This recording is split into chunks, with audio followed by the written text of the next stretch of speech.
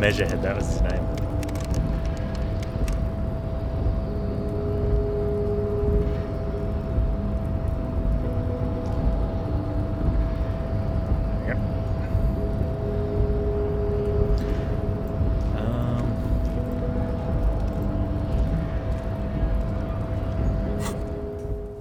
So got a bunch of stuff to do in here. Nothing hidden apparently. I think we're internalizing that. We are.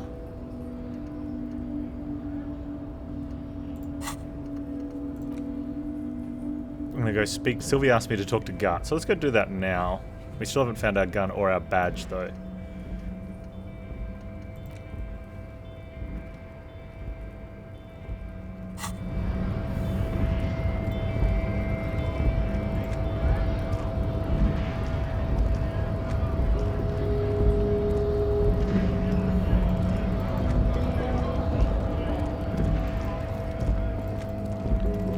Speaking to Gart's probably the... I think a health kit might be a good idea too.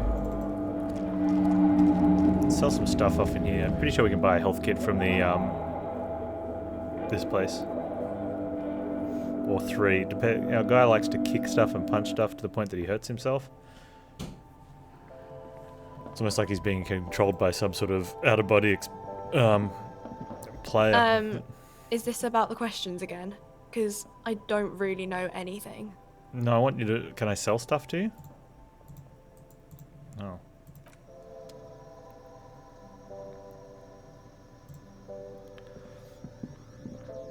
The tear machine stands in the corner. A sign says, 1 bottle equals 10 cents. Oh, that's right. We need to find a bag so we can collect bottles.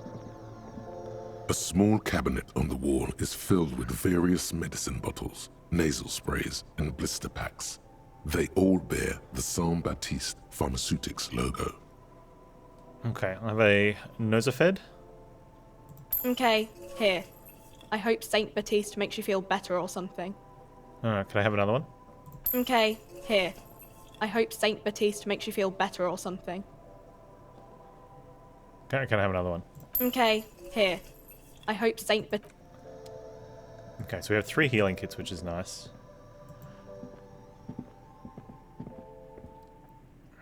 What would be nice, though, is if we could sell our stuff.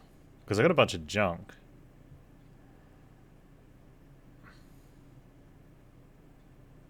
And we have found some healing kits, we've had to use them because of reasons.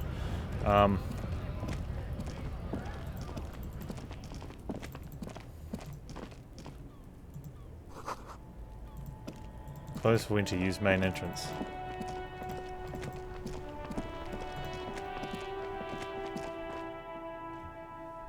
Now, Gart,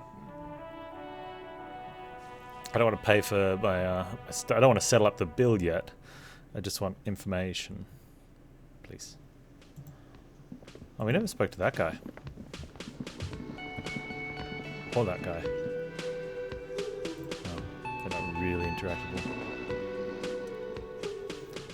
Sleeping dock worker. Man is sleeping at the table wearing mud-caked boots and rolled-down overalls.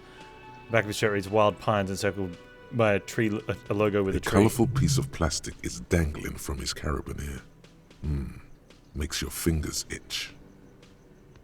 On the counter, rolled out of his open hand, you see a blister pack of headache medicine. Well, we should probably pick up the pills. The man does not mind. You probably need them more than he does. Yeah. Wake him up? No, let's inspect the piece of plastic. It's a dock worker's ID, doubling as a shift card and a job permit. A young, able-bodied man stares back at you from the photo. Santiago S. John. I wonder what the role on that is. Interfacing.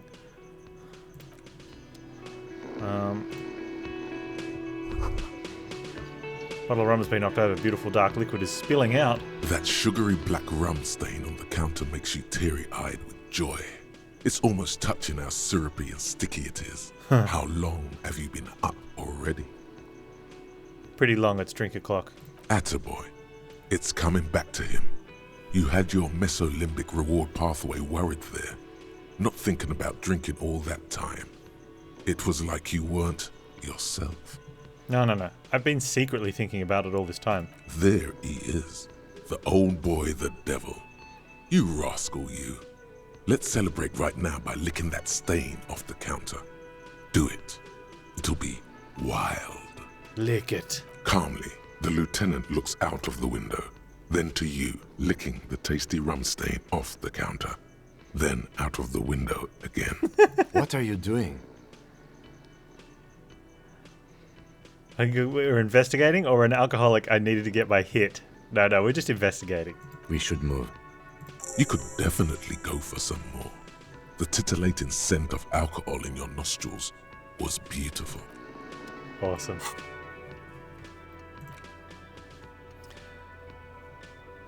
So that's a quest. Find booze and drink it. I love it.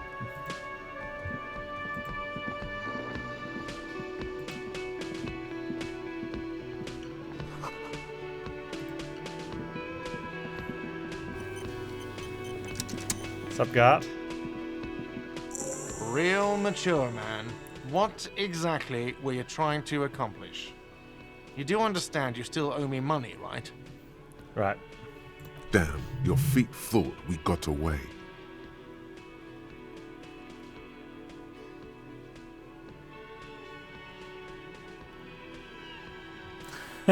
You didn't appreciate my moves? You know what? The stupid drinks you've had are on the house. You know why? Because I know you can't pay for them. Not because you ran away. Oh, hang on. Well, we're gone for free then, Now, I guess. I still have to charge you for 3 nights and the broken window. That's 100 square. So we're cool? Not entirely cool. You still owe me 100 real. If you don't have it by tonight, I can't let you back up there. Now, what the hell did you want? I assume you wanted something to come back here. Hey, you know those drinks I can't afford to pay for that you gave me for free? Can I have another one? Do I have a shaker in my hand? Is this a shaker? It's not a shaker. It's nothing. He's holding nothing. It is but an imitation. Oh, we say nothing. Am I wearing a little bow tie? Am I wearing a bow tie and doing this? I don't want to imagine what he's doing. It must look a bit funny. Am I smiling? Do you see me smiling and shaking my little shaker? No. Do you know why? Can't shake your little shaker in public, dude. Why? Because I'm not a bartender. I'm a cafeteria manager. Is there anything else you wanted? Yeah, about that bin out Play the it back. calm. This man needs to understand you need a drink to help the community deal with police stuff.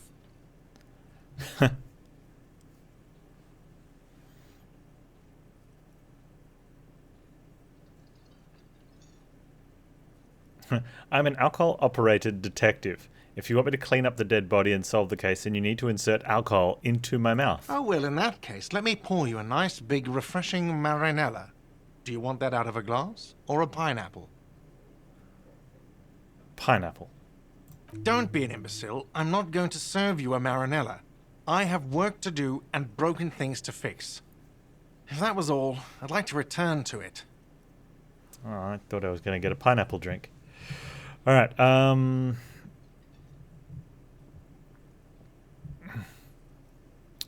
Let's help him with the Sylvie thing. I talked to Sylvie. She left because of me, not you. Wait, what? But what about the bird? The bird. Yes, the bird.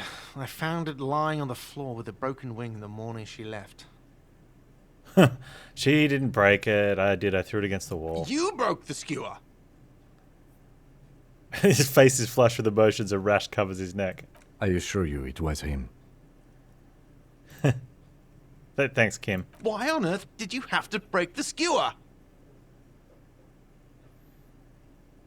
I just break things. It's the way I am. I can't believe it. I was so sure it was Sylvie. Even worse, I thought she was trying to send me a message. Symbol of hope and all. A tender type of hope. Something stirs in you. Perhaps this is why you broke it. It's disco clock. Oh, nice pun. All right. Did she say anything else about me, you know? Did she say anything about me? Yeah, she said she was flattered. It was just bad timing. Really? I should give her a call then. No, you should give me a drink. Thanks, I guess. Was there anything else you wanted? Or... Nice experience. Pay for damages. I don't want to pay for damages.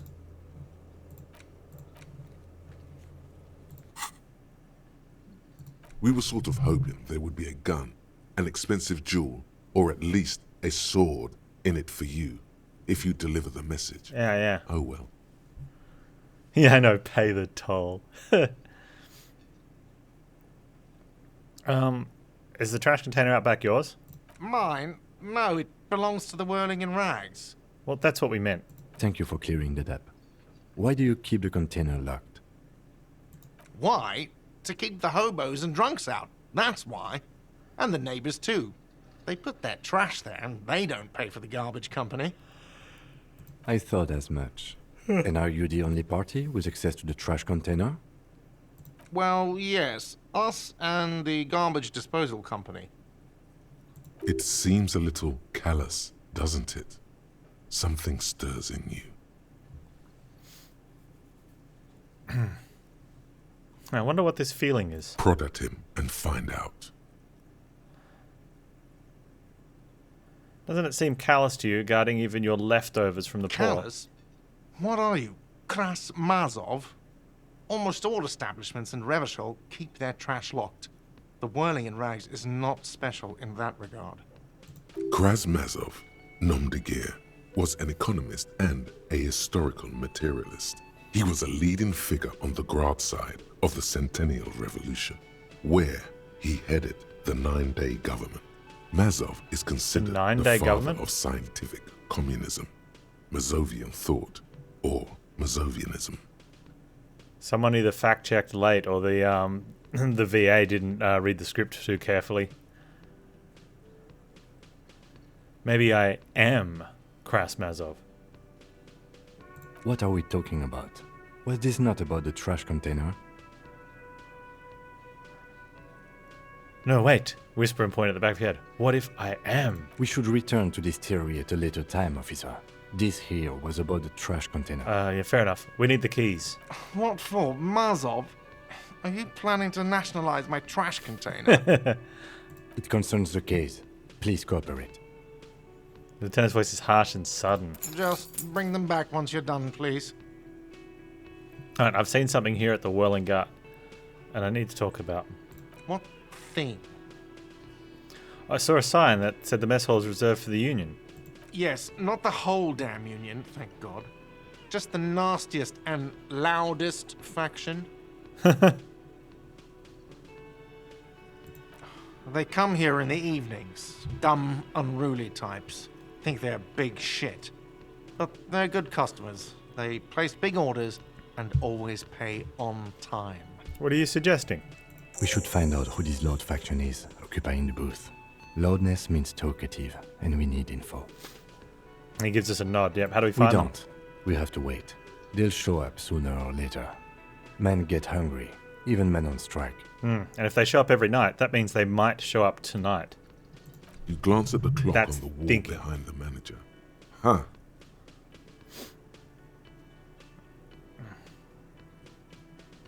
It's after 4. The sign said reserve starting at 4. Why isn't anyone in the mess? Good question. They're probably getting drunk or protesting something somewhere. Or laying low after the, lynching. Why's that? They probably fucking killed that guy or something, and that's why. Yeah, probably. I have a feeling we'll make their acquaintance sooner or later. Something else I want to ask about. By the way, you should come back to this thing-based questionnaire if you see anything interesting in the Whirling later. Yeah, God, I saw another thing. Another thing. Great. No, I didn't see another thing. I'm going to sing karaoke here. Absolutely out of the question. Why? Absolutely in the question. First we find a sad banger. Then we sing this place to shit. Yeah. Your body is ready, sire. Goodbye. By the way, where is home? The address is coming up blank, and this place sure isn't it. Do I have one? But you've been at this hostel cafeteria for only 3 nights. Where were you before? You had to be somewhere. Somewhere near? South, maybe? You don't really know, do you? I don't. Does this mean I'm homeless? A vague, blackened image doesn't sound like somewhere you clicked the wrong can one. stay if you run out of money.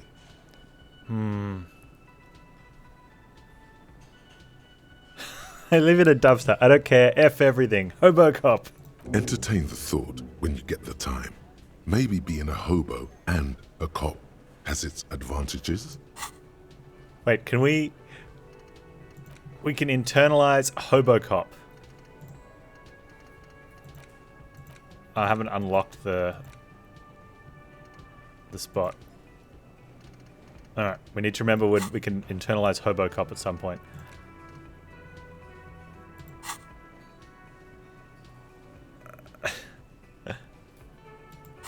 Hey Methos, how you doing, man? No, let me out. Oh, end. Okay. Alright, let's go see if that girl's out of the shower. We last knocked on her door like 10 hours ago. And now that we have a mate, maybe we can offer her 2 silver.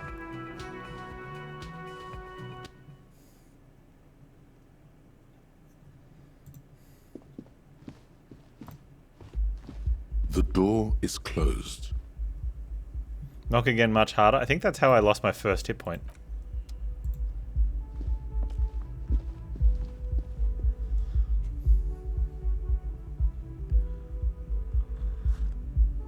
Oh no, it was from falling off the fan.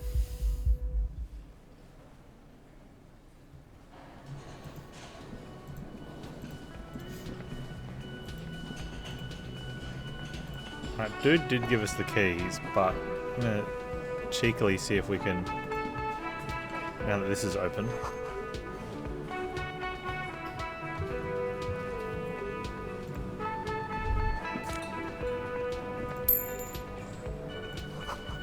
Aroma of spice, alcohol, and tomato hangs in the air. Yeah, nice. Sup, chef? A thin man is smoking below an exhaust hood, occasionally sipping from his mug. This must be the At whirling least he's scope. standing under the exhaust hood. As you step in, he nods toward the table and says something in a completely foreign language. The only words you can make out are Garancy and Kubek. Are they words? Okay, it's definitely not his name. Whatever you do, please don't call him Garancy Kubek. Please. It's not funny. It's funny. Oh, goddess, yeah, I have some questions. Mr. Kubek, I am here on official police business.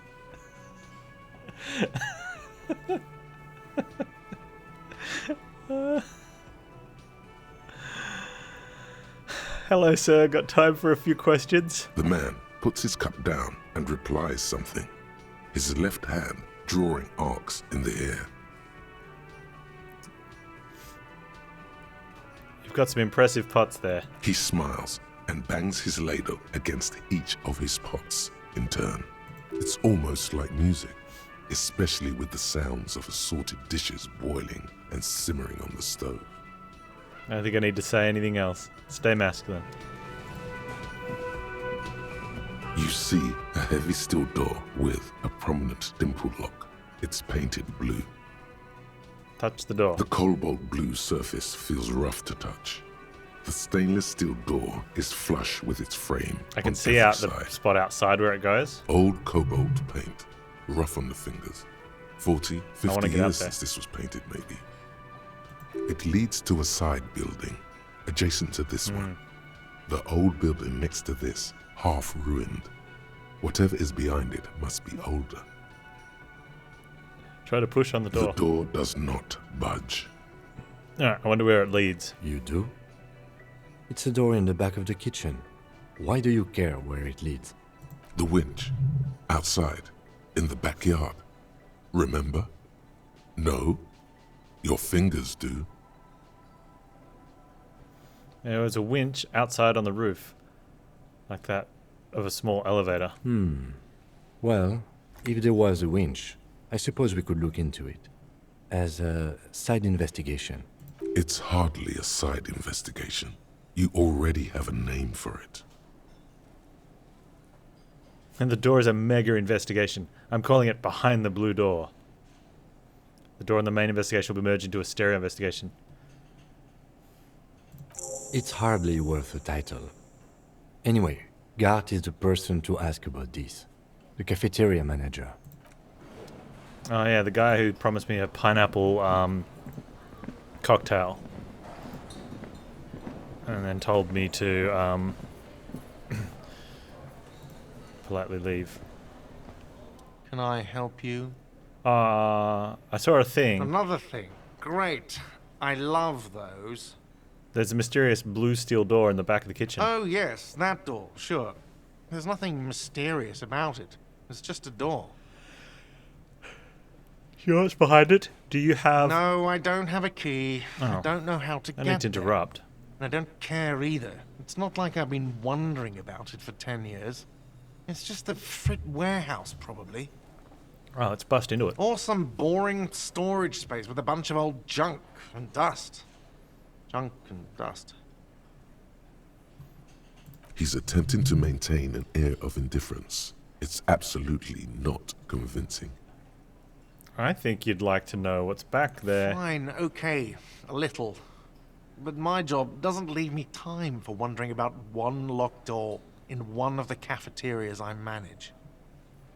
So, I haven't opened it. I have cleaned the whole place 100 times over, though, after the animals. And I haven't found a key, so good luck with that. Alright. Yes? What if we just bust it open?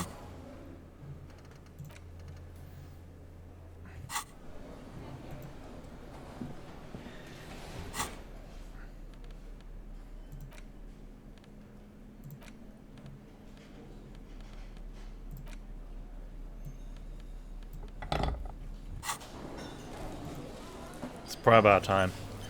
No, it's gonna save in case we kill ourselves. Yes. You see a heavy steel... How do I use the pry bar?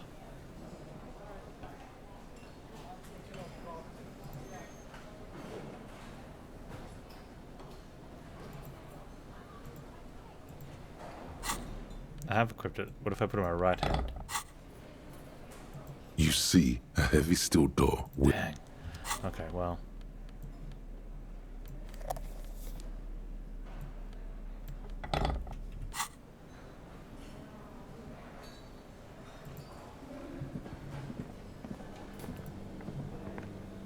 What's the key to turn that off?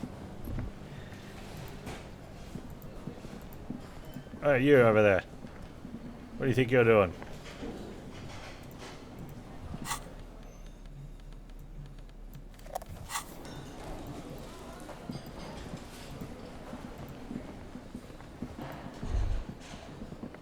The theme on that pinball machine is a standard royalist theme, used on everything from pinball cabinets to full-flavor cigarettes. What are its hallmarks? Clinging to a picture book version of the past century, waiting for the king to come back and cast out all the profiteers and homosexuals. Basically, imagine a yellow plastic crown with a liquor brand emblazoned on it. Wait. Where do I get a crown? It comes free with a six-pack of Vermilion Roy d'Or. The words Roy d'Or are stamped into the crown's plastic. Okay. So now we have reason to buy a six-pack other than the six-pack. The idea of king and century gone is pretty The fascinating. sentiment is called anti-centennial nostalgia, pining for a time before the turn of the century. It's common even now, after 50 years. Anti-centennial nostalgia. Pining for a time before the turn of the century. Oh man. How many of us, had that, I reckon the majority of people that could have that had that in like 2005. It's like, man. And then 2010. You just wanted to go back before the millennials. But no, I mean, wait, what?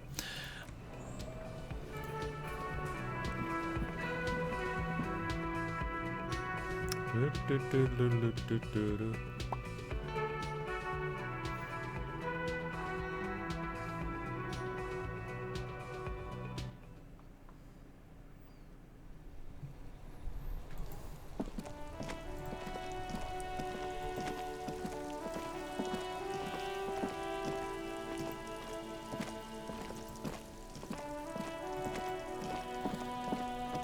let's try to stay away from the Kuno.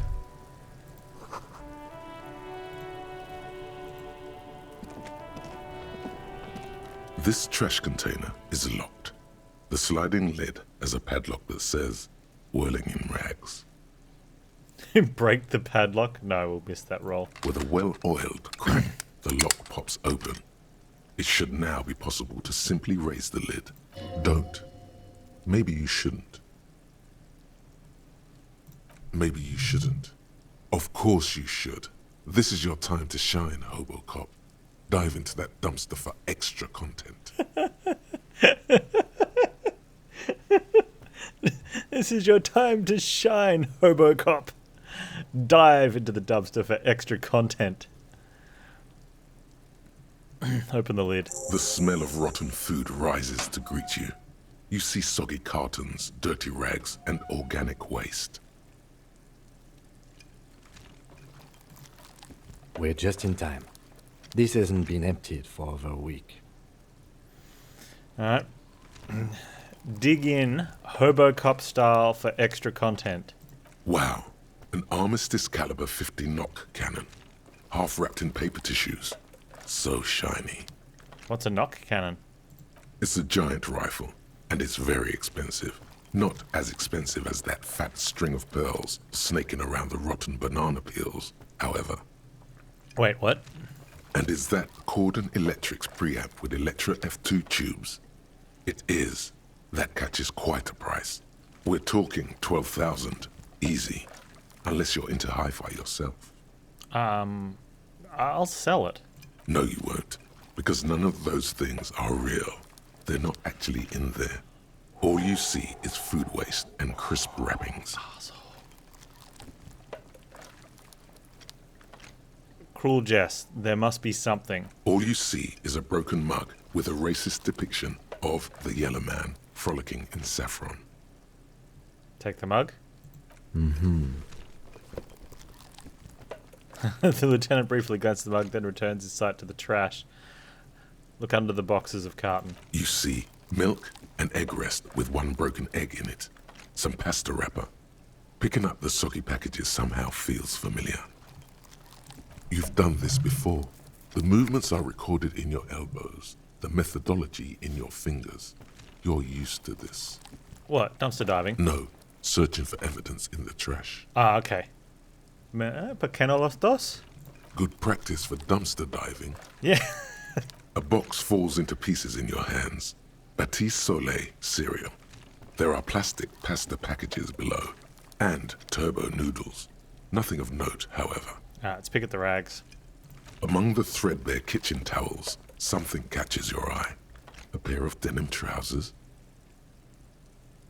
Grab them. As the legs of the slime-covered jeans begin to unspool from the garbage, a rank corpse smell fills the air. The victim's clothes? Cadaverine odor is faint. If these belong to the deceased, they were removed when he was still in the early stages of decay. Drop them in here, officer. Wait.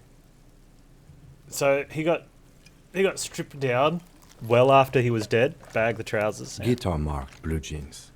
Pockets empty or emptied. He wore them with a belt, too. A white belt. The loops appear stretched, but He looks into the the container. belt is missing. That's it. Do you see anything else in there? I have another bag here. Something slimy catches your eye. Reach for it. A drab, long-sleeved shirt, olive-colored, appears from the food waste, dripping with pus. Ugh, bag the shirt. This is a military-type overgarment. No label or serial number.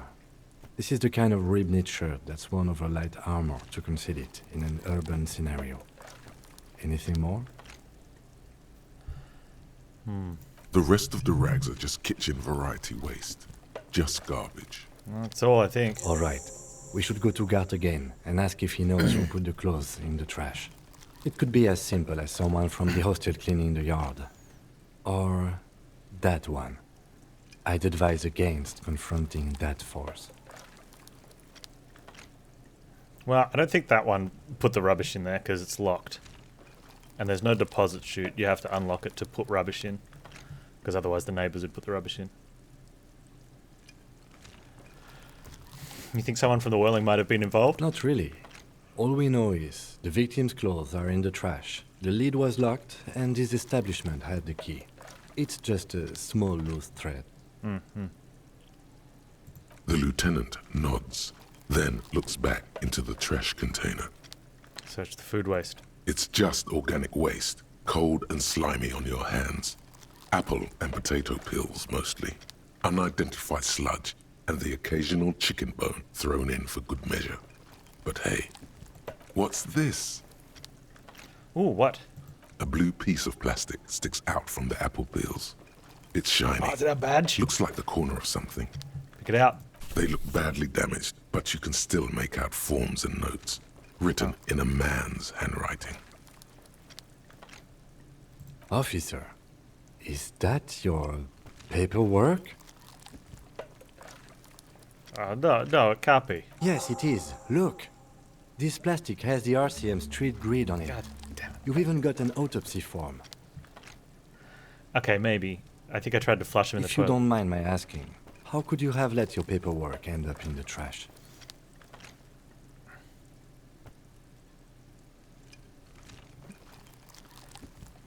It must have been cramping my style. It has a foreboding quality to it. Maybe I needed to lose it for the great bloodletting to begin. Kim's been with us for, most of the day. I think we're best friends now. We need to open up to him. I think I didn't want to be a cop anymore, man. That's why I tried to flush my cop life down the toilet. Well, lucky we found it. You should take stock of what remains, just to be sure some has not made it into the hands of the RCM's adversaries. Organized crime and the like. There might have been police secrets in your notes. Okay, I'll do that. It would also not hurt to start taking notes on the case. Now, tell me what your eagle eyes see. Or are we finished? We're done, man. The container sounds a muffled gong. That's one thing off the list. I think we got it all. The smell of rotten Represent it food again. rises to greet you. For You no see other soggy reason than cartons, to dirty reminisce. rags, and organic waste. Alright. The container sounds a muffled gong.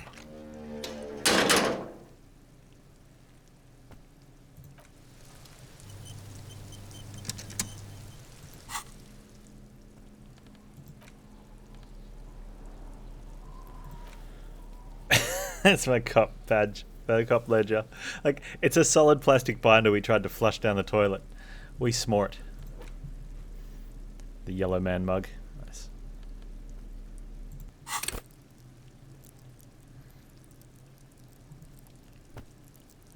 I don't know what was going on here. Oh, we can level up, can we?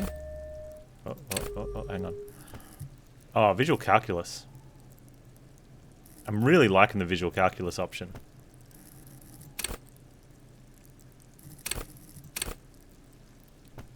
Logic also good, but no, I want to have that sort of.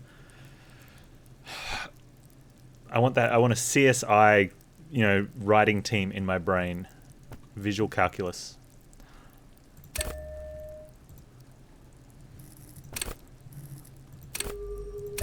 Wait, you can unlevel stuff at any point?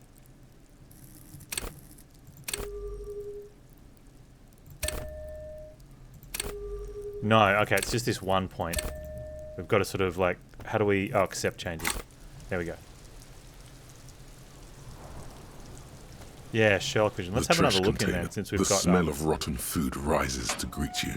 You see soggy cartons, dirty rags, and organic waste.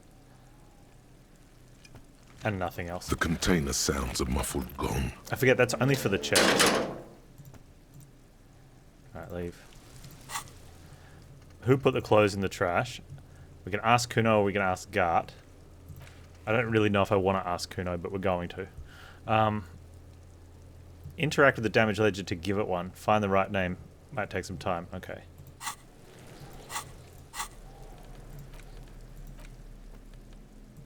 It's the ledger you found in the trash. A pitiful cabbage of white and yellow papers hanging from plastic board, barely held together by a metal clip.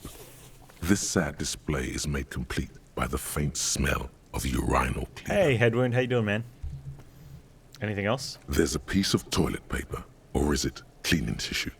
No, it's toilet paper, desperately sticking to the back of the blue plastic clipboard. Oh. It's a metaphor for you. Thank you, waterlogged ledger, for spelling it out for us. Alright, let's have a look at the toilet paper. It's just toilet paper sticking to the back of the plastic clipboard. You can take it off if you want. Maybe it's kitchen tissue. They look exactly the same. If you want it to be kitchen tissue, it can be kitchen tissue. Alright, it's kitchen tissue. It's not, though. It's toilet paper. Alright, take it off. Still wet, the toilet paper, I mean kitchen tissue, sorry, peels off the plastic easily. All you have to do is shake it off your finger and voila, the ledger now looks marginally better. Alright, let's have a look at the clip. An aluminium block runs the width of the board, biting down on the paperwork. Its crocodile teeth are the only thing keeping the papers together. A regular pencil, the tip worn down to nothing, has been attached to the clip. Alright, run your fingers across the aluminium. The surface is interrupted by a silvery sticker. It's rectangular, sparkling with iridescence. You don't know how you didn't notice it before. Looks like an official mark, made to be low visibility outside the right circumstances. Nice. Hey, Lieutenant, what's this? What? That thing. It's a halogen watermark. We use it for adding information to RCM property. Interesting. What kind of information? It depends. Aside from an anti-counterfeiting stamp, mine has my station number and address. The information varies by date of issue. Okay. Maybe yours will have how many cases you've solved. How can I read it? Any capable light with the right wavelength will do. Like... All RCM vehicles have headlights designed to reveal halogen watermarks. Mine too. This means you can read the watermarks if you just turn the lights on. Okay, so I could shine a torch at it? Okay. While a bunch of sodden papers sag from the clipboard in your hand, it's a sorry sight. Smell the ledger. The acidic stench of rotting food is rubbed off on the cellulose. It now forms the base of the experience. This base surrounded by a faint air of spoiled meat, the stuff of death itself, and then sprinkled liberally with the citrus zest of toilet cleaner. That sounds just perfect, doesn't it?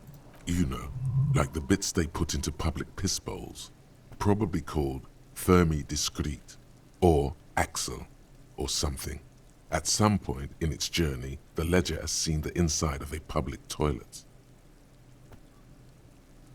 I know, Sylvie told me I dunked it in the toilet. If you knew it was dunked in the Just toilet like before Mum's getting cooking. chucked into the trash, why are you sniffing it? Okay. If you knew it was dunked in the toilet before getting chucked into the trash, why are you sniffing it? Because the option to sniff it was there, so... So you wanted to get in on the trash toilet stink collab. Yeah. Find out what happens when those two get funky together. Yeah. Okay, pal.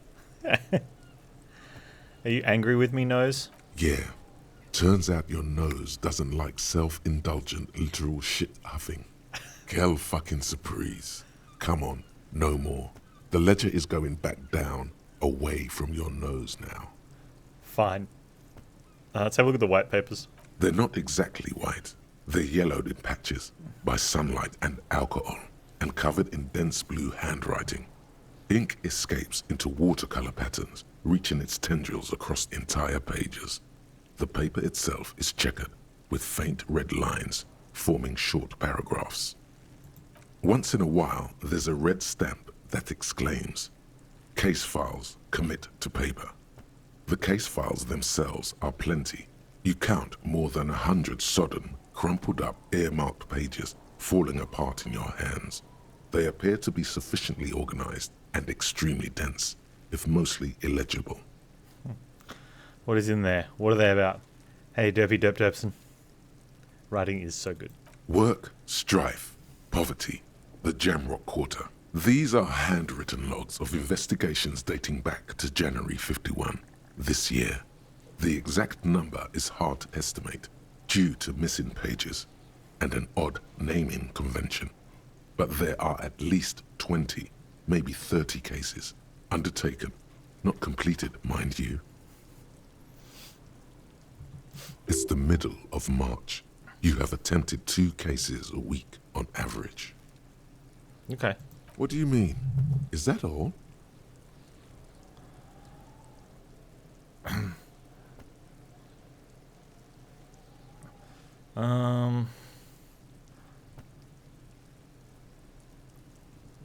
Is 2 cases a week a good caseload, Lieutenant? Huh?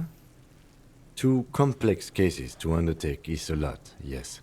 You really have to push yourself. I would not suggest it, lest you start making mistakes. Huh. This appears to have been my load, Lieutenant. I'm not sure I completed them, though. 2? That's a lot. I didn't mean to say you are making mistakes, by the way. That was presumptuous of me. Phew. I burned out, all right.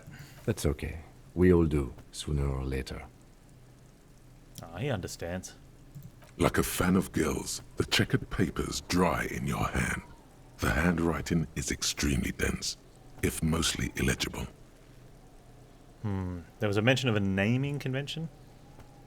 Yes, it appears you employ a, shall we say, robust yet literary system. Each investigation has its case number written on the margins. Yet, still more tellingly, most are accompanied by a name. A title, one might say even. Ooh. One that draws inspiration from snoop fiction and vespertine cop show staples. Oh my, and they're written in capital letters too. Yes, all caps. One is called The Next World Mural. Another, The Square Bullet Hole Murders. Another yet, The Unsolvable Case. Oh, we should complete that one. Others appear more light-hearted. The guys on a couch in an unexpected location, and the murder at the hookah parlor. Even the rare article-free collapsing tenement. Murder features prominently throughout. Hang on, we've got something happening here.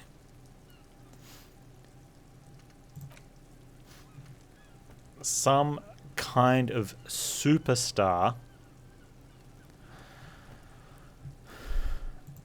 I don't think we're going to be able to do this. Its breakthrough is imminent, but I don't think we're going to be able to do it until we've finished the dialogue. And that's got 30 minutes to go.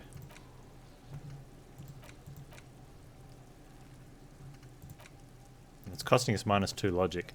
The advanced race theory is costing us drama, and I don't care if we get the drama back from that. Although it looks like we're not getting the -2 logic because because we're no longer thinking it. I don't think this -2 is applying anymore, but we haven't got the bonus from the solution yet. We'll get that when we get back to It's going to take an stuff. effort to piece these case files together, but it can be done. Once you're done inspecting them up close. Alright. Key in my cases appear to employ some kind of naming convention. You mean the alphanumeric? Officer, precinct, time of arrival at the scene? No, I mean non-numeric one with titles. Oh, you mean the titular? Yes, well, so do I. In our defense, almost everyone in the RCM does. Why's that? It's a holdover from the early days of the RCM, right after the revolution, when the organization had little idea how to do things. It persists in an unofficial capacity. Officers use these titles to refer to their work among themselves. Oh, I seem to have named a case the Square Bullet Hole Murders. Again, in your defense, I seem to have named one the man with the hole in his head. That was a real person. His death was real. Still, I named it that, to amuse myself. Okay, alright. I pray his loved ones never find out. What happened to him? Rail spiked through the head. He died. It was a workplace accident. Okay, let's count the pages then. Wait, that's it? The notebook is annual. It says 51 on what remains of its cover. A molten strap Yeah, of cardboard. okay, so it's Everything 51. prior to We this knew that. must have belonged to a previous volume. In short, there was more. Oh, count pages. There is, for precisely one more. 15 pages near the end remain untouched by the damage. The checkered grid forms a structure of passages, breaking the case into subtasks to accomplish. Right. Once all the tasks are accomplished, the case is complete. Right, let's commit to paper. Sadly, the ledger only comes with an old, worn-down lead pencil. It's unfitting of this monumental event. Right, we don't have a pen. The ledger only comes with an old, worn-down lead pencil. It will do, barely. Kim, do you have a pen? But the lieutenant looks at his blue notebook. 2 fat, shiny pens hang from the binder, like large caliber bullets on an ammo belt. He is not really saying anything, just standing there, looking at them. Alright, can I have one? Know that I give this to you with resentment. Oh, with this beauty, commit to paper. The tasks you've completed flow out of the blue oblong pen in a brash freehand uncannily similar to the rest of the letters. The wording comes easily. It's almost robotically simple. A language developed for mental rigor and simplicity. Inspect the victim's body. Interview the cafeteria manager. It's not exactly poetry, but poetry would be out of place. Cross out the ones you've already finished. A satisfying slash sounds across the paper. You're done, it seems to say. And you, and you. You're a swashbuckler with that pen, Harry, and it feels good. Feels like completion. Things to be done and things already done. The composition of reality. This is an extremely useful tool for a detective of the citizens' militia. Now all that remains is to name the case. Lieutenant, have you by any chance named our case? No, actually. Any ideas?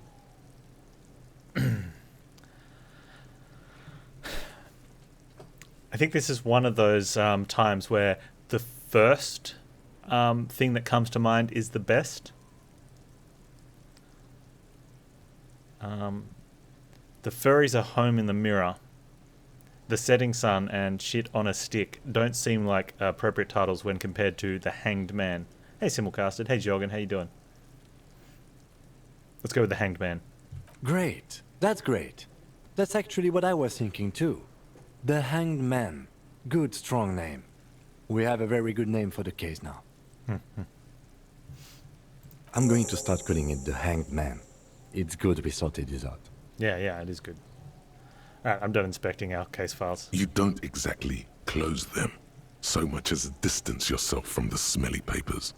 They're a little further from your nose now. Okay, we had a good chance of hitting that. However, let's put the ledger away for the moment. Let's have a look at our stuff. Some kind of superstar. Yeah. This should give us logic points, right? They say the world isn't ready for a rock and roll cop. No one wants their state monopoly on violence to be mixed with celebrity worship. They claim to know it would be dangerous for detectives to rise to the ranks of demigods and have sexual encounters with barely legal cover girls. It would be insane, they say. To all this, you say, fuck off and die, in a cool voice. You people have no idea how good these cops are gonna get. They're gonna crack 20 cases a day. In the future, cops will be like astrophysicists, or prime ministers, or prophets. And you're the first one. I mean, it sounds good. It means the learning cap is raised, but it suffers us a logic, which means I probably don't want to accept this right away, but I have to. Whoops. Oh man, the fact that that costs us a logic means that this roll is going to be harder. Ah, rude. Wait, where is it?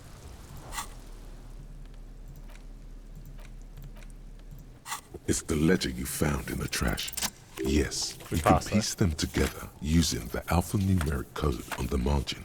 It Does that always actually give us a begins with boost to all of those right HDB away, or a 41. potential boost? Then date of initialization, and time of arrival on the scene, followed by the title. For example, HDB 41120111700, the Next World Mural. Wait, HDB 41, weren't those officer precinct? Why, yes, your precinct number is 41. And HDB? Every last alphanumeric in the files begins with it. And these are your case files. It's safe to say HDB are your initials. Horace Debbie Berenger. That is improbable. How long does it take to read a case? It takes about half an hour to piece one together, using the system you've devised. Where do you want to start? The Next World Mural. This one is relatively easy to reconstruct. Overnight on 1202, a graffito, nay, a mural, appears on an 8-story tenement overlooking central Jamrock.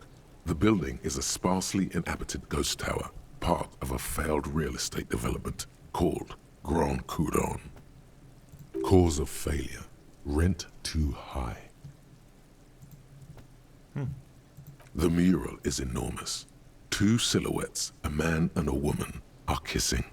The text cut into their form reads, "True love is possible only in the next world. For new people, it is too late for us. Wreak havoc on the middle class." People call it that thing and that fucking thing. It's visible for miles. In 2 days, the station's complaints desk gets clogged with requests to remove the bummer. You and your partner are assigned to the case. Okay. The graffito crew is easy to track down. Only the belles-lettres have the literage of industrial paint to cover the surface. One of the graffito artists is rumored to be rich. They take responsibility for the execution, but not the design. The ideologue of the Next World Mural, as the crew calls it, remains an unknown. Do we ever find out who came up with it? The case files do not show you finding the author of the design. Okay. The crew agrees to clean up after themselves. However, your partner, JV, is against the removal, citing public support for conservation. This leads to a debate in Precinct 41, which then spreads to the streets of Jamrock, ending in a rare plebiscite organized by you and the rest of Row 3. The 9,000 people subjected to the mural's message, all of Lakeside, Central Jamrock, and Villalobos, plus half of the eminent domain, participate in the vote. Although the case begins with what appears to be a lot of rambling on the streets as to how juvenile and stupid the mural is, given a choice between 2 options.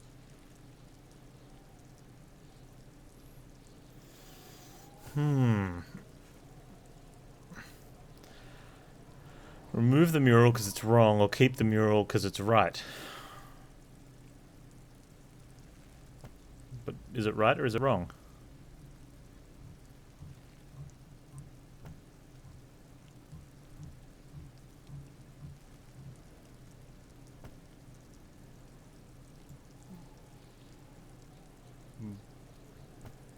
I don't know. I'm just a dude.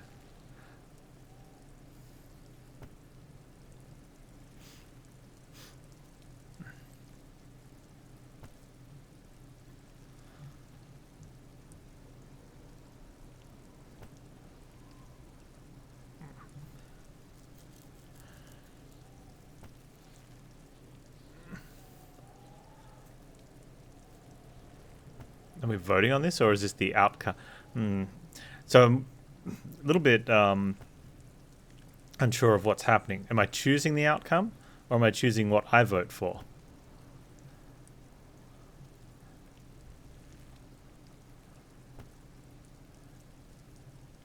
Let's keep the mural. A staggering 78% of voters choose to keep it. Turns out the opposition were a loud minority. And that love truly is possible in the next world for new people. And it is too late for us.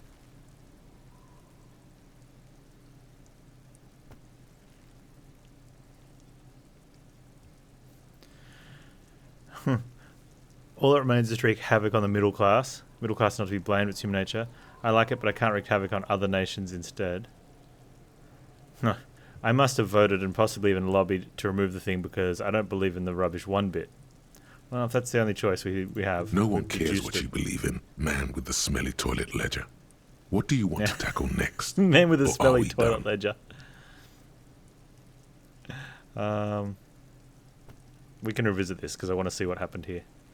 Not much has changed in the meanwhile. A bunch of sodden papers still sags from the clipboard. Alright, let's put the ledger away.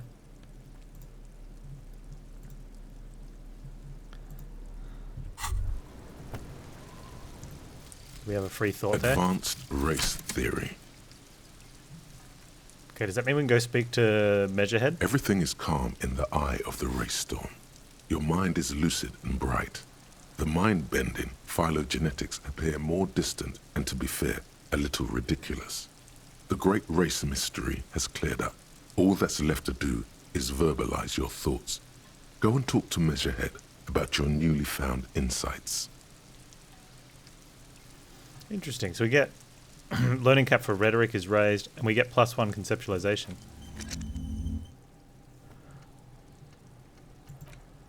How do we unlock these?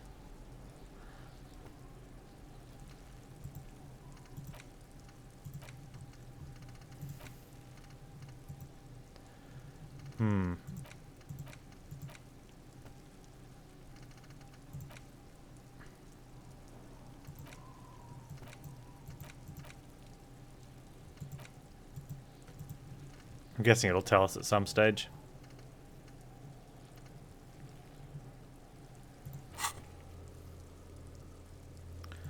Alright, we minimally have to...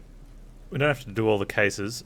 That's what I'm wondering. Do I want to do all of the cases? How do we interact with this mug? Interact with the note from the fridge. The note is written with a we've blue done that. pencil. Alright, let's interact with the mug. It's just a racist mug. What's there to read here? Not There's quite a lot much. to read into here. Well, actually, look at all that content. Oh boy, here we go. What are you going to say about a broken, tossed-away mug that you dug out of the garbage? This mug is an example of prejudice. I'm going to use it as an example of what not to do. I'm going to push this into the face of every merchant I find and tell them this is your inane ideology. A mug will be useful. By denouncing it, I can earn political capital to mask my badass hustling. The mug didn't belong in the trash. It was just a funny mug. Can't anyone laugh anymore? But it was in the trash. Why not just call it out when you see it? Or do some volunteering work. Just finish Chromo. your case, detective. What? It's just a racist mug. I want to go to the mug But talk. it will not happen.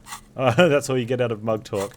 It's the ledger you found in the trash. A Alright, let's cabbage look at of the yellow papers hanging papers. from- In the back, you see thin, translucent copy of paper. Some neon yellow, some bright red, all covered in boxes, like marching armies. These look like official forms, waiting to be filled out. Then rip them from the binder and hand them out, according to type of form. What type of forms are there? 3. The topmost are misconduct fines. The middle ones are station calls. And the bottommost are field autopsy forms. Each is easy enough to make sense of. You don't have to be an intellectual giant to do police work.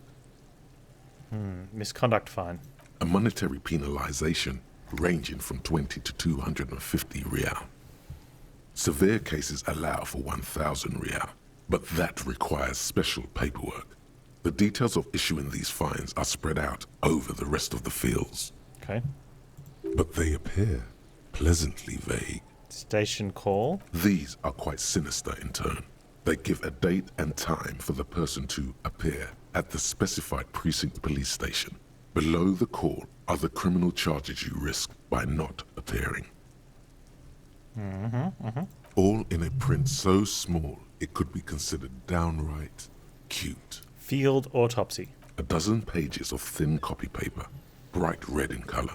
You see the parameters of a deceased human form waiting to be filled in. We should be doing that to this Age, dead guy, right? Sex, condition of internal organs. Okay, enough of these. Yes, all that remains now is to fill those forms and hand them to people. Fines for wrongdoers, interview requests for bad guys, and field autopsies to dead guys. The rest of the stinking cellulose is much worse for wear. Being sandwiched between the board and the rest of the paperwork must have spared the fragile copier paper. Okay, look at the clipboard. It's made of dark blue plastic, hard enough to beat someone to submission with. Nice. The edges are rounded, however. The U4 size board feels thick and heavy in your hand. Light shimmers on its wet surface. On the back, you see the embossed letters, RCM. Shake the ledger. Something rattles inside, ever so lightly. Is there a hidden compartment? Is it my badge? And something small inside? Light, made of paper or cardboard? Or dried flowers, perhaps? Is it my badge? Permeables. It's not hidden per se. The compartment is made for permeable materials that would get damaged if something happened to it. The plastic shimmers like lapis lazuli, but it is not see-through. You cannot see to its center. How would I open it? With your hands, U4-sized pages hang from the clip screwed to the top of the board.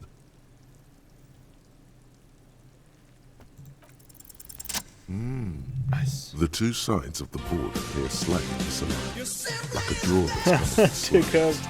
If you bend gifting the a sub to plastic on Crobo. your knee slowly,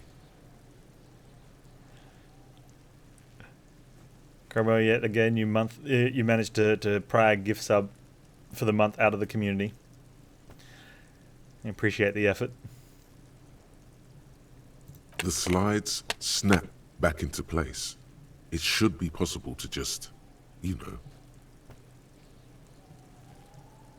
Slide the drawer open. without resistance or sound, the two panels move against each other. The compartment is now open. What's Two inside? ticket stubs and a handmade postcard. Okay. Pick up the ticket stubs. Two octopuses are smiling, reaching their tentacles toward each other in the colored pencil drawings. The tickets permit access to the zoo in Revachol East. The aquarium costs extra. These let you go there, too. Pick up a card. Thin wax paper has been glued to a piece of cardboard. Sounds like leaves rustling when you pick it up. You see violet flowers, floral patterns, patches of glue. We're going to the zoo. Smell it first. It smells of chewing gum, apricot flavored. Apricot flavored chewing gum. A touch of cinnamon, the end of summer. You think the label says tutti frutti. Open it. Familiar handwriting lines the inside of the card. Looped, round letters in a woman's hand. No, not yet. A young woman. Still waiting in on a her good photo that I 20s. can crop. There is care, effort, and a smile, you think. Although that is not something you can read from someone's handwriting. Harry, it begins. You're already reading. I wanted to write you a letter so you can read it when you wake up. Maybe it will make you happy. Keep reading. Your hand shakes, holding the card. Our name is Harry something. Every morning when I step out and you're asleep behind me, it says, I find a little piece of sadness in me. I carry it in my chest, down Voyager Road. Every step I take, it grows. By the time I reach the fuel station, it has filled me entirely. I step onto the light rail and look back. Sparks fall from the bow collector. I know it will be like this until late afternoon, when I get off the 42 and walk back to you. Keep reading. You. Every step I take will get lighter. It almost makes me run. Sometimes I do. I can't believe I met you. I can't believe the happiness I feel with you. You have a vast, vast soul, and I will always, always, always come back to it. Keep reading. Kisses, kisses, kisses. You feel the air sucked out of your lungs and the blood sucked out of your head. What happened down here? Everything around you gets dark. Small white dots appear. Sparks fall like snow from the bow collector. A streetcar distancing.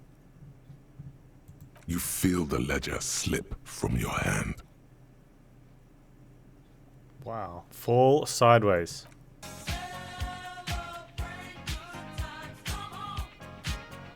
Dragon 29, my dude. Thanks for the 5 months.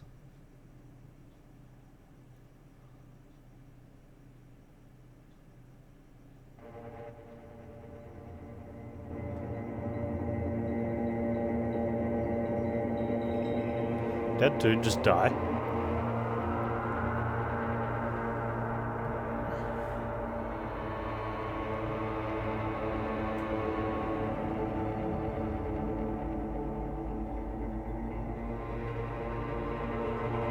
There is nothing.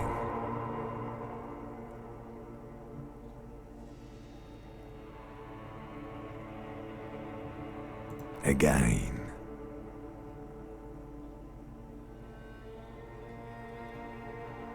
Is that actual death? Nothing sad, brother. No treachery, just blackout. Well, almost nothing. There is the ground below you, that's still there. And the small light that's on, fluttering, somewhere in the basal ganglia. Who's that? That's me. Blue eyes, that's me. And who was that? Who was what?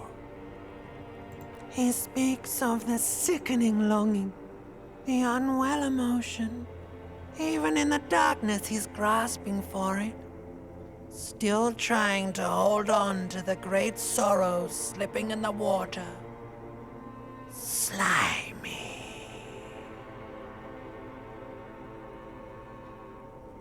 No, I was cool. I'm cool. The cool when you're dead, brother. Here in the paleo-mammalian cortex, we call it the shadow. Because it's always there. Tell him. Ah, yes. In the olfactory system, they call it the apricot chewing gum scented one. It's unhealthy of them to linger on it so. But as they say, what do you do?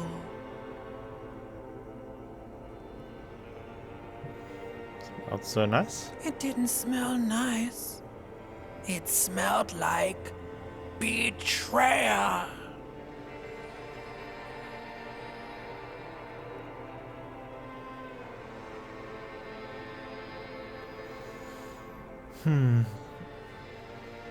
The X something. There was something about a bow collector too. Yeah, man.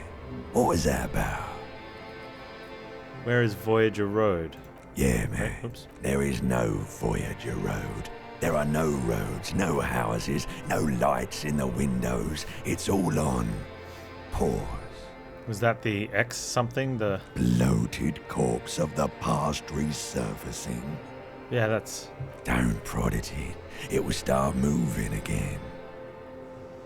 enough. Just lie there motionless. You think they would let you? Until you disintegrate into biomolecules? No. Someone is breathing on your face now, inspecting your pupils, stupid idiot. That doesn't sound pleasant. What is that? It's cold. Yes, they're pouring something on you. It's in you. And It's delicious. Glowing lights on a dashboard emerge out of nothingness.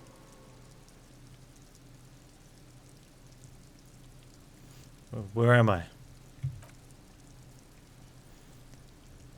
In the upholstered cabin of Lieutenant Kitsuragi's motor carriage, seated in the driver's back seat.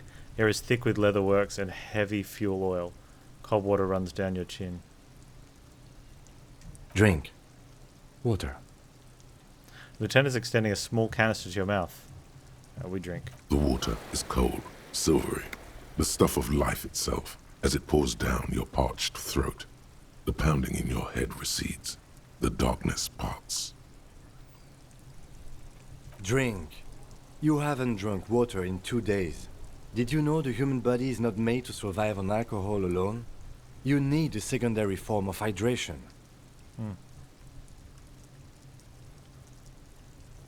Let's drink. With greedy gulps, you down half a liter of cold water. Some of it spills on the driver's seat. The lieutenant pays no heed to it. So, we didn't die, we just passed out. What happened?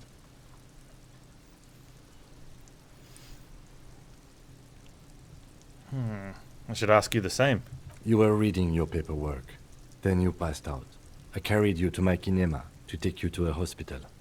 Then you came to. How long was I out? 10 minutes, maybe. I was dehydrated. It won't happen again. Right. You dropped these. Are you okay to proceed? Let's solve this case. Good. Now, I want to go back to reading my ledger.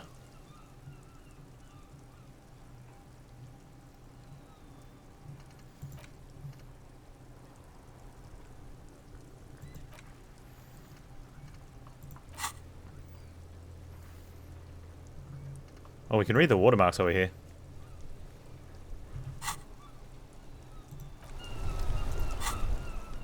Hey, where's the ledger?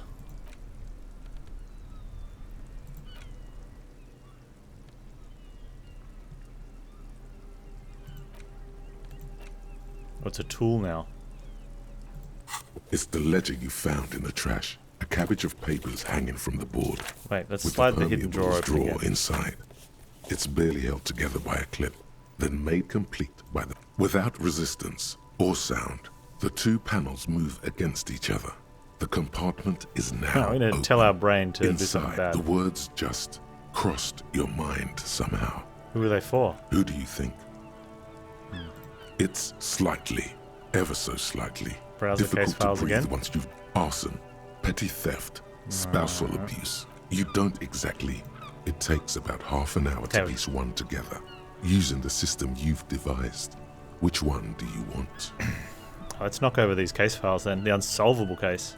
AKA Leslie and Burke, AKA the public indecency drunk and the property damage drunk, is a cursed case.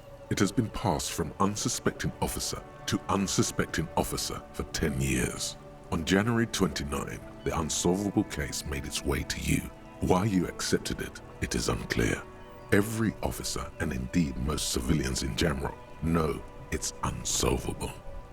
Leslie will always take his pants off when he's drunk.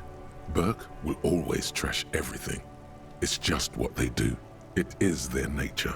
You cannot change the nature of a man, and you can't lock them away because public indecency and small-scale property damage are not punishable by incarceration. The only way for Leslie to stop flashing his genitals to bypassers and for Burke to stop dismantling signage and rear-view mirrors would be for them to stop drinking alcohol, which in their 40s or 50s, it's hard to tell because of their distorted features, is a medical improbability on par with you ceasing to produce the expression. Could we just keep them off the streets? You would think that, but you're wrong. We're wrong. Where's the fun in exposing your genitals or breaking stuff in your own home? No, Leslie and Burke are on the corner of Main Street and Perdition because that's where the action is. Yeah, you don't want to break stuff in your own home. It's usually your own stuff. Can you keep yourself off the streets? Threatening fines, dragging them to the station, locking them up in the hellholes they live in, locking them up in the station, hypnotherapy, even trying to get the local gang of Zemyaki to take them out. The Zemyaki gave them ethanol, so Burke and Leslie would expose and rampage even harder. You tried it all, and still the complaints wouldn't stop, as they hadn't stopped for 10 years. It's plain to see from the files that you, Satellite Officer JV, and Special Consultant TH had more important cases to attend to. you uncover cross-reference to several ongoing investigations, each brought to a standstill every time you drive down Main Street. Because there they are, on the corner of perdition. And what is Leslie doing?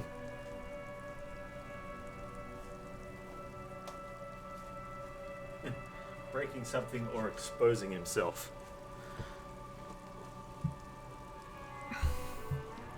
Wait, which one's which?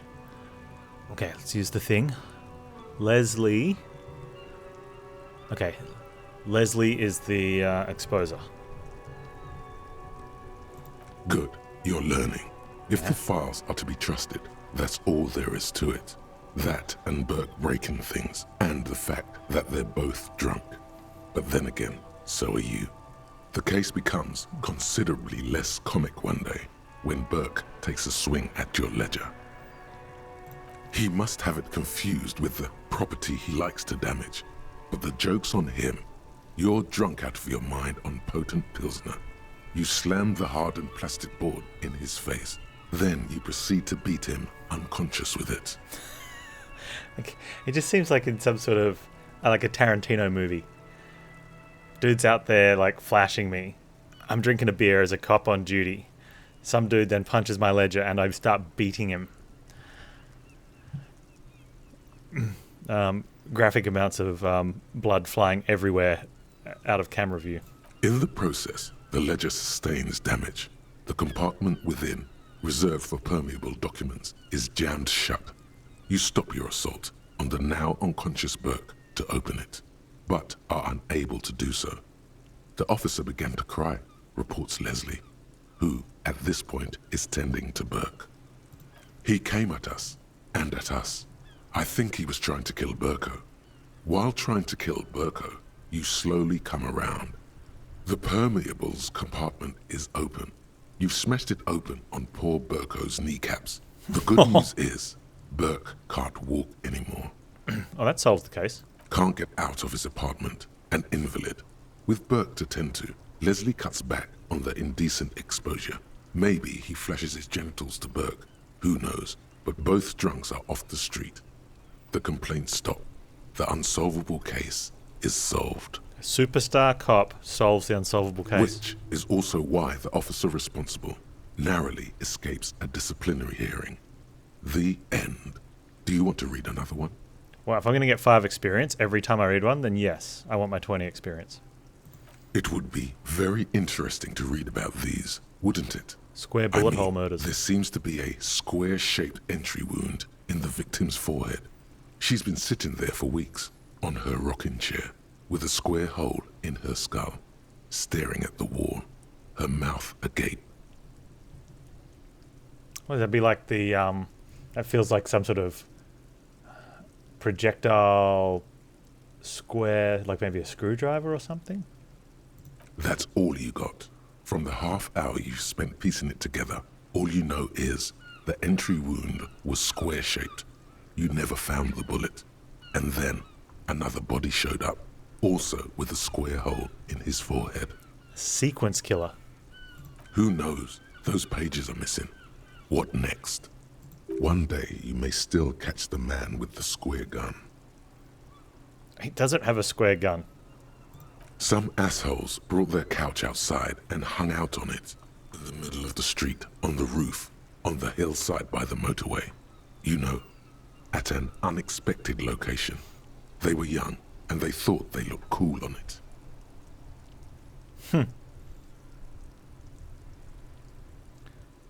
They looked really cool, like a rock band. Yes, as you've said here, insufferable rock and roll assholes. Young people are the worst. So anyway, you got a complaint about the damn sofa, or couch, or whatever it was. They were leaving it out in all these unexpected and whimsical locations. They took it, too, where they also took photos of themselves on it, and smoked cigarettes, because they felt it's intellectual. You forgot to say and drank coffee. Cigarette butts, coffee cups, stupid couch. You had to clean it all up, and you did. So congratulations to you. Case solved. Did I ever catch those guys? No, You didn't have time for that. These notes show that you have what is called a real goddamn job. You don't have time to be chasing down the couch assholes. You have a real job to do.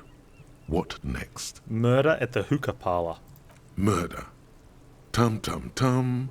At the hookah parlor was a case originally assigned to an officer called Joseph Mills, who is now dead, of circumstances completely unconnected to murder at the hookah parlor. Wait, how?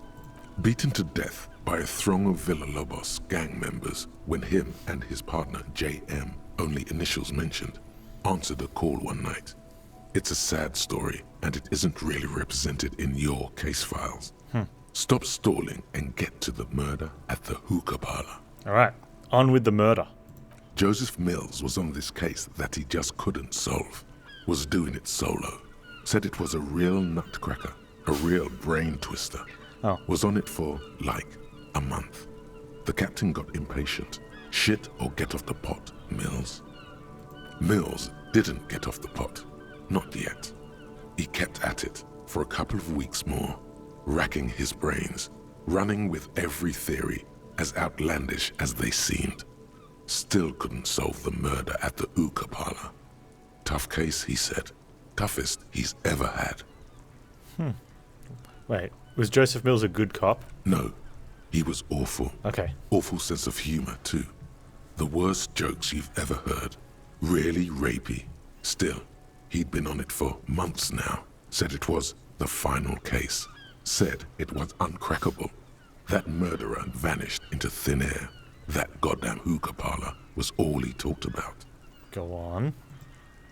Okay, so the case is handed to you because Mills isn't getting anywhere, and you look into it. Here's the setup. A young man is found dead in a hookah parlor. You know, those places where you go and smoke bubblegum-flavored vapor all day. Can you get high off it? No, it's soot and water vapor. It doesn't do anything. That's still really cool. Yeah, really lame.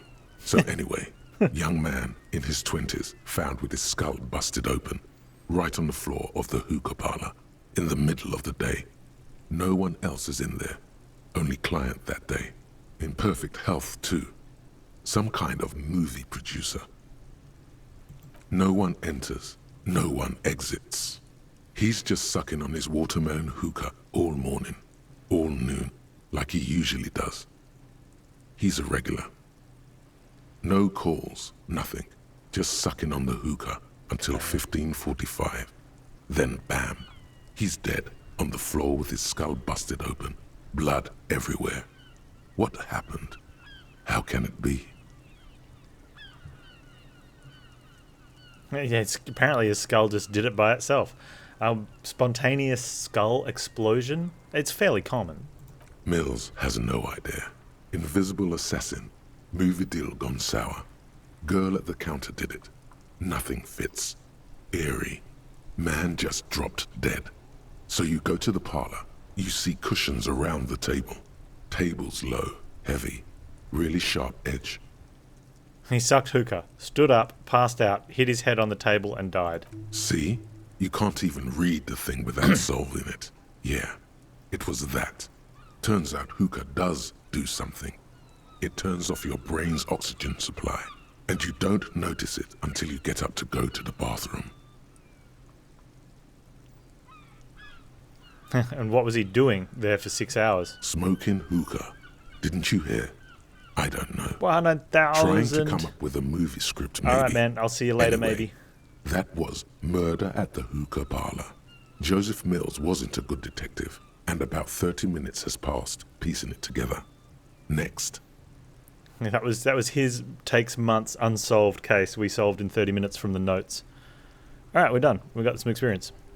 Not much has changed in the meanwhile. A bunch of sodden papers still sags from the clipboard. Well, Master Khan, I know it's a good matchup, hey? Alright, what we're going to do is turn the light on inside the, in the car and read this watermark. Since we're here, and then we'll go back to... Oh, we don't need to go back to over there. Inside, you see a set of steering levers, a radio microphone, a pull-out toolbox, and the soft glow of the fuel preheat. Kim, how do I gauge. turn on the headlights? All right. Ready? I turn, you press start. It's next to the preheater. Press start. The dashboard lights up with orange glow. The rounds per minute gauge jumps, and the engine of the Caprice Canelo comes to life with a whiny growl, Loud. like a leopard waking from its sleep, yawning and roaring at the same time. Press the buttons labeled headlights. The lights unfold with a little click, casting electrical light onto the ground before the vehicle. There you go. I'll turn them off from the remote once you're done. We just need to stand in front of the machine now. Run your fingers over one of the steering levers. The white suede feels luxurious under the touch, and the metal clutch handle so very familiar in your palm. Your fingers waste no time closing around the handle. Clutch disengaged. Release the handle. Clutch drops. Right foot yearns for the familiar touch of the accelerator pedal. You have synced with the machine's mechanical circulation. Do I know how to operate this machine? You feel an uninterrupted connection to the mechanics. Wait, do I know how to pilot it? After a while, you realize silence is your only answer. Do what you will with it. Release the clutch and squeeze it again. Of course it's only in your head. Of course it is. But it almost feels as if the clutch handle is gently squeezing back. How are you, my friend? Oh, how are you, my friend? The smell of freshly treated leather, the lack of dirt and dust on the dashboard, and a neat little brush in the cup holder, all seem to be whispering.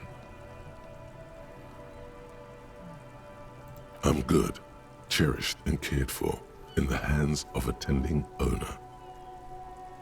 Yeah, it seems like he does. Hey, Two Copes, where have you been? At the bottom of the sea. Wait, what? So strange. The machine is not on the bottom of the sea at all. It's right in front of you, well kept. Why did it say that? Release the clutch handle. The handle is pulled back. Somewhere deep inside the drivetrain, the disc is mated to the flywheel again. In the cabin, you see a set of steering levers, a radio Just on a close hook, the door. a pull-out toolbox, and the soft glow of the fuel preheater gauge.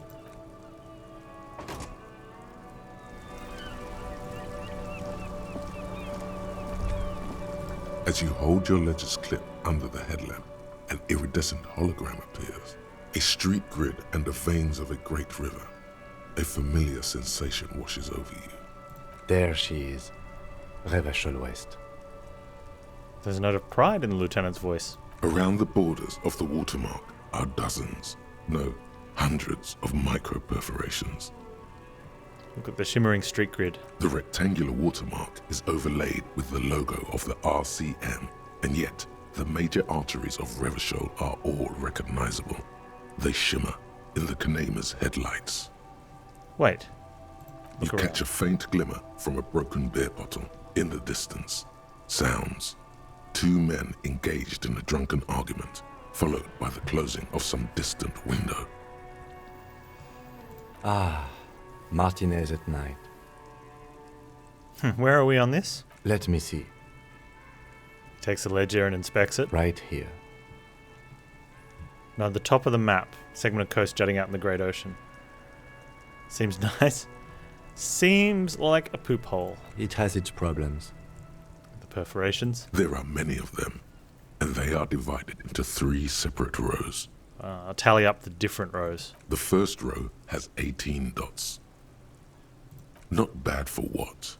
You don't even know what it means yet. Well, I mean, 18 seems like a pretty good amount of dots. What about the next one? The next is the longest. It runs all the way around the border, and then some. Count them individually. You count 216 perforations. That would have healed us. Considering that nice, large number, a wave of pride washes over you. Though you can't say why, precisely. We should probably try to stay on 1 health. That way if we get free charges like that, we haven't, because we used some sort of medicine to fill up. Because it was flashing. I should have let it go down to half. And then we would have got a free heal. What about the last row? The last row has 3 perforations. 3, that's it. That's it. Hey Kim, what do all these holes mean?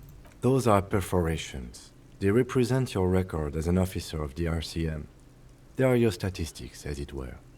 I should have guessed you'd keep a record. Officers often do. Let's take a look.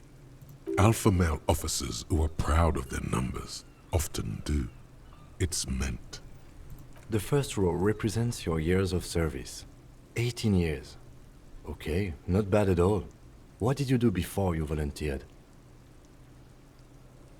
Got drunk like a megastar.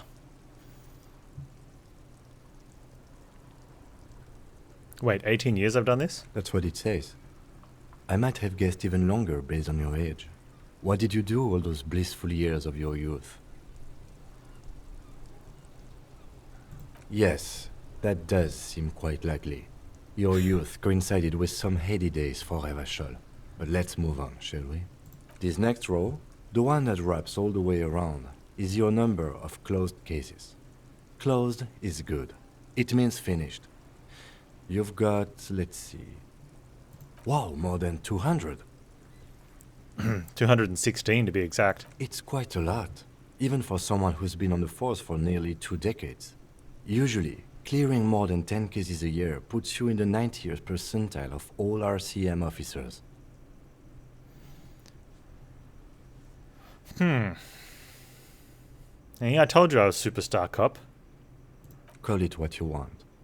You were a valuable member of your precinct. Now, let's look at the last row. This is the 3. Right. Those are your confirmed kills. You've got precisely 3 perforations there.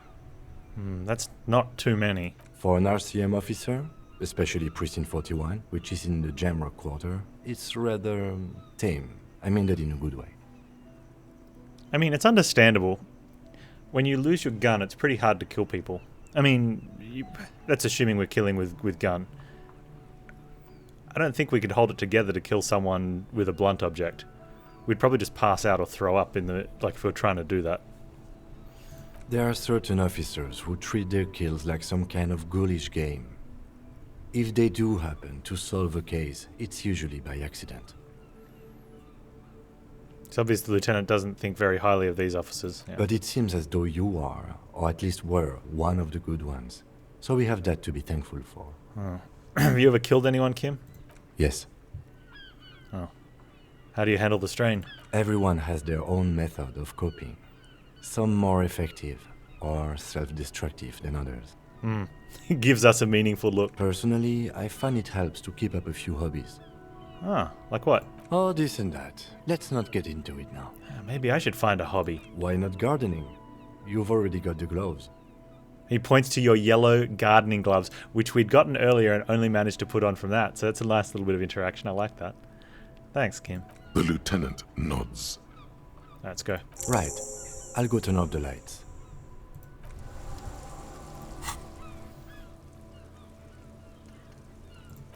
All right. Okay, we need to solve something. Oh, look, it went into our profile.